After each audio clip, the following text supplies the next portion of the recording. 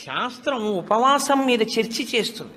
ఉపనిషత్తుల్లో ఆ విషయం ఉంది, వేదంలో ఆ విషయం ఉంది. ఎప్పుడెప్పుడు ఉపవాసం ఎలా చెయ్యాలి అన్నది ఉంది. ఆదివారం నాడు కానీ, పౌర్ణమి నాడు కానీ, అమావాస్య నాడు కానీ రాత్రి ఉపవాసం మాత్రమే చెయ్యాలి. పగటిపూట ఉపవాసం చేయకూడదు.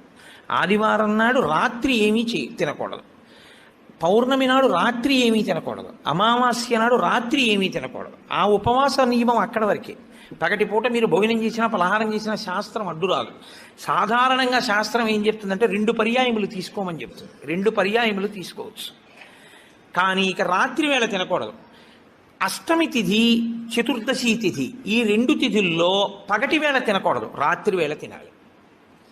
పగటి వేళ ఏమీ తినకుండా ఊరుకుని నక్షత్ర దర్శనం అయిన తర్వాత మాత్రం భోజనం చేయొచ్చు. అది ఒక్క అష్టమి చతుర్దశి తిథులకు. కాబట్టి ఈ తిథులలో ఉపవాసాలకి, వారములలో ఆదివారం ఉపవాసాలకి, ఎందుకంటే వారాలు అన్ని యుగాల్లో లేవు, కలియుగంలోనే వారాలు.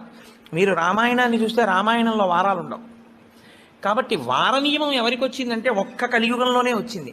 కలియుగంలో ఆదివారమే ఉపవాసం ఎందుకు పెట్టారో తెలుసా అండి? ఆరోగ్యం భాస్కరాది చేత్.